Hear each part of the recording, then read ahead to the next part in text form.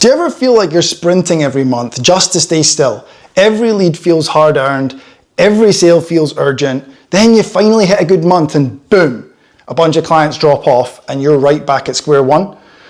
It feels like you're building a house on sand, right? I know because I've been there.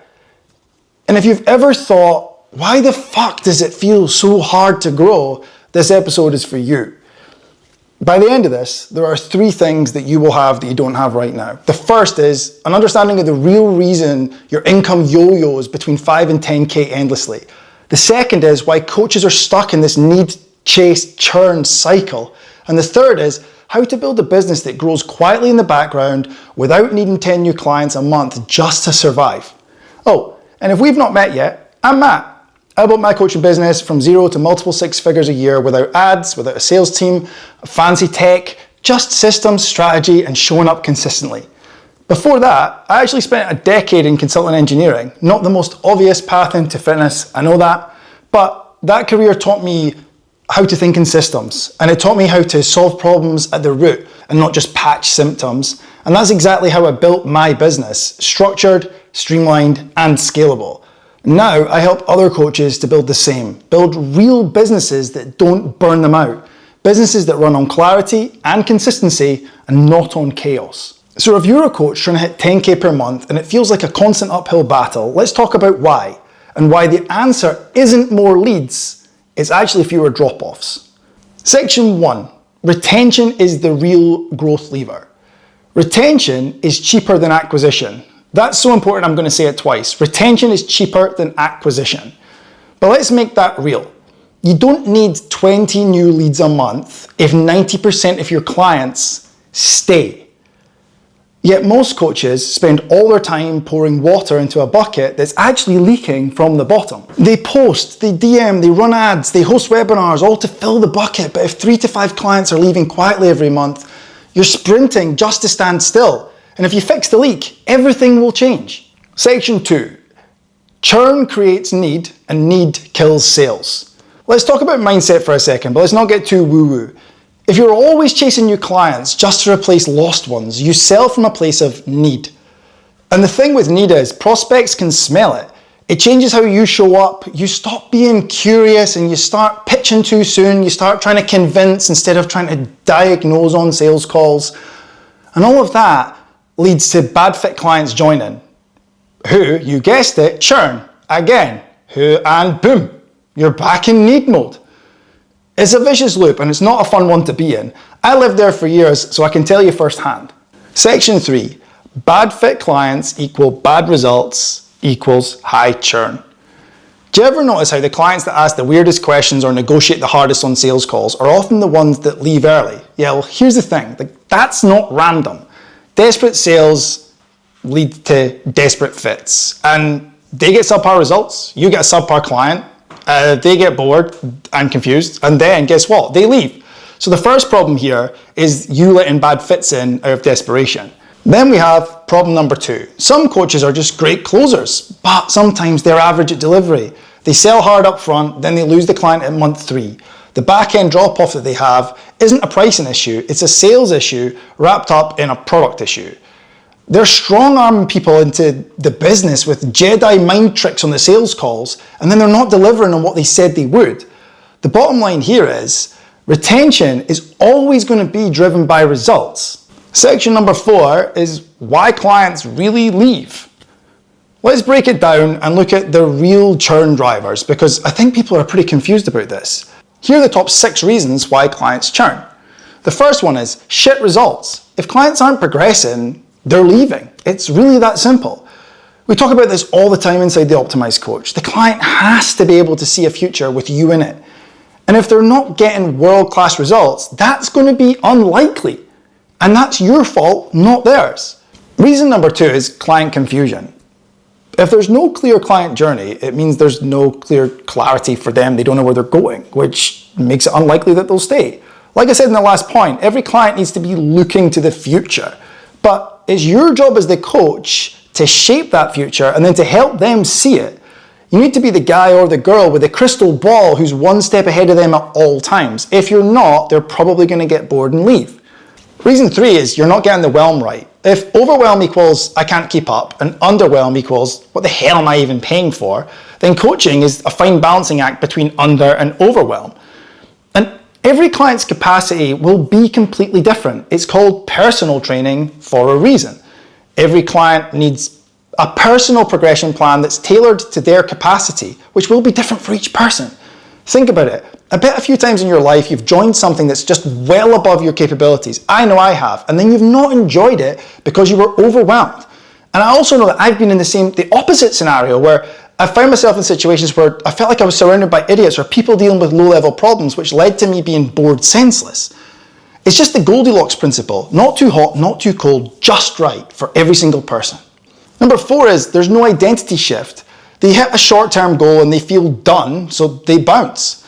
It's important to remember that you're not selling workouts, you're not selling macros, you're changing how they see themselves. Oh, and you're not just a PT either. You're an architect to change. You're an identity dealer, if you will.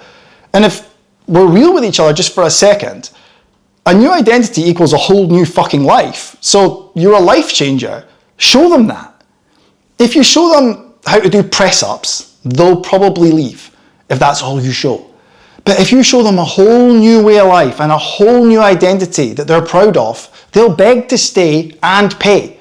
Number 5 is a weak relationship with the client. If there's no connection, there's going to be no commitment. Coaching is a people business, which, believe it or not, involves real people. Those people need a few things. They need to feel seen, they need to feel heard, they need to feel understood. And in an industry that's currently gorging on automation, it's important to remember the real-life human touch points in a digital world. A lot of the stuff that creates real depth and connection with clients is fundamentally unscalable. And you know what? That's okay. Like, for example, handwritten welcome cards to clients. Is it time consuming? Yeah, you bet. Does it infinitely scale? Hell no. But does it make them feel valued and seen? You fucking bet it does. The fact that our clients keep theirs and display them proudly tells you all you need to know. The 6th and final one is stagnant delivery. The same check-ins, the same questions, and the same everything all the time. People need variety, and if you're not going to give it to them, they will go looking elsewhere for it. It might not even be better elsewhere. It'll just be different. It's variety for variety's sake. And look, I get it. I totally understand that most new clients' problem is probably that they have too much variety in their training, nutrition, and everything between already. So our job as coaches is to make the same old feel like different, exciting, and fresh. The easiest way to do this is to bake progression points into every client's plan. If they're distracted by hitting ongoing targets, they'll feel like they already have variety. So if you want better retention, audit all 6 of those previous points and see where you can make improvements in each one. Section 5, my story, feast, famine, and fixing it. I used to be stuck in this never-ending cycle of gaining clients and then losing them. One month I'd close 6 or 7 new clients, felt fucking amazing, but then I'd drop the asks, I'd stop the posts, I'd stop planting seeds. And a couple of months later, you guessed it, lo and behold, the leads dried up, income dropped, panic set in, and then all the mad scramble begins again. It was exhausting, and I'm sure it sounds familiar. The game changed for me when I actually just fixed 2 super simple things. I doubled down on education, and with the sole goal of just getting world-class results. And then I systemized my asks so that the lead gen never paused. It was, even during good months it happened. I realized I had to keep hunting even when I wasn't hungry. And that combo of those 2 things gave me freedom, not just income. Section 6 is how to make retention your superpower. Here's the real cheat sheet to 10K months on easy mode, broken down into, yep, you guessed it, 6 simple steps. The first one is build a world-class onboarding. Make week 1 feel like they've arrived. Your onboarding should feel like you've just rolled out a red carpet just for them, not red tape as it usually feels in coaching businesses.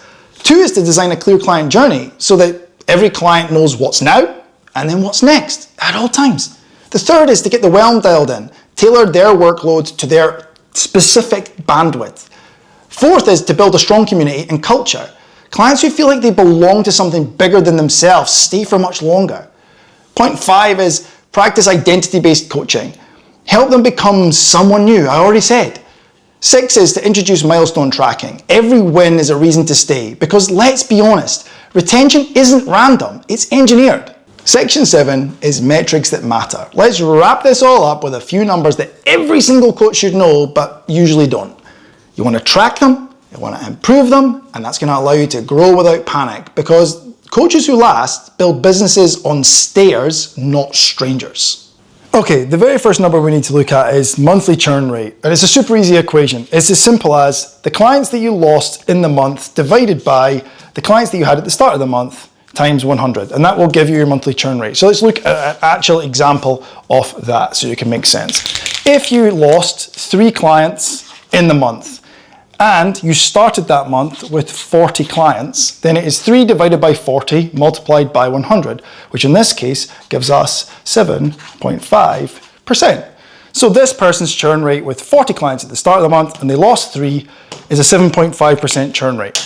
Let's look at the next one. Retention rate, the number of people that you keep in any given month, is really easy, this one, because it's just the opposite of monthly churn rate. What we want is 100% minus the churn rate from the previous will give us our answer. So in this case, if we have 100% to start, you always do, minus your churn rate, which in this case is 7.5%. Okay, great. Well, then the answer is 92.5%. This person has a 92.5% retention rate and a 7.5% churn rate. Fantastic. This adds up to 100. That's your test to make sure you got that right. The third one is average client lifespan. How long does an average client stay with you for? Now the maths here is a little bit weirder, so go with me. The multiplication is 1 divided by churn rate multiplied by 100. So let's look at an example of this one. It's always 1 at the start. 1 divided by your churn rate, 7.5%, 7.5% multiplied by 100, which for this one is 13.3, and that answer will be in months. This person has a 7.5% churn rate, a 92.5% retention rate, and the average, because of that, client lifespan is 13.3 months. Now be aware, this one will change as these change. All these numbers are variable. You should be tracking them as regularly as you can. The final one is lifetime value, and this is my personal favorite. This is the real big one that's going to tell you how much your business is worth. Now, the simple is this. What we're going to take is we're going to take your average selling price, and we're going to multiply that by the average lifespan from number 3, and that's going to give us our answer. So we move them there and have a quick look at this. The average selling price, let's just say, for example, this coach sells at £250 per month. So I don't want you to think about any other number than if I asked you what is the most frequent number that comes up in your Stripe for one transaction. So don't think about your big chunky upfronts if you sell monthly. This person sells £250 a month coaching. Fantastic. The average client lifespan, as we know, is 13.3. So we can put 13.3 in there. If we multiply £250 by 13.3, that's going to give us an answer, again in pounds, £3,325 is how much each client is worth to them over their lifetime. And I think realizing this will make you understand how big your business can be.